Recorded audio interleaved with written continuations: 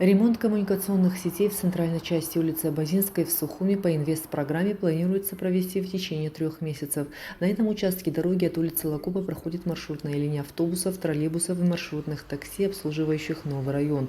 Начальник департамента по управлению транспортом и организации дорожного движения администрации Сухума Тимур Абгадж проинформировал, что в связи с закрытием этого участка дороги маршрут новый район Рынок переносится и продлевается до улицы Айтгалара.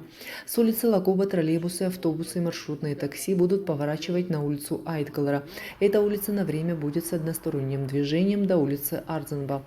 Далее маршрут троллейбусов и другого общественного транспорта, который едет на новый район, будет проходить по улице Ардзенба. Они будут заворачивать по улице Абазинской и далее поедут по нынешнему маршруту.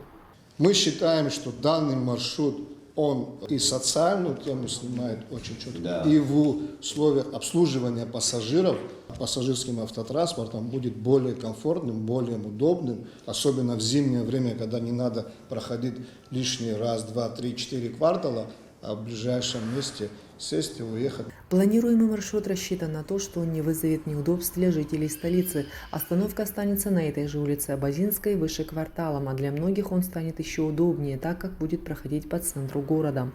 Мэр города отметил, что в администрации прорабатывали различные схемы. В итоге пришли к представленному депутатам Горсобрания, учитывая, что эта схема будет более комфортной для граждан. Идея пришла не сразу, мы прорабатывали много вариантов, и улицу Пушкина, и другие улицы, которые идут. У администрации, у ГАИ, республиканского, городского есть понимание в том, что мы можем пойти на этот шаг. Главное, об удобстве идет речь. Работа по замене коммуникации по улице Абазинской должны начаться в скором времени. Схема нового движения общественного транспорта будет задействована в течение октября. К этому времени будет проложена троллейбусная линия по улице Айтгалара.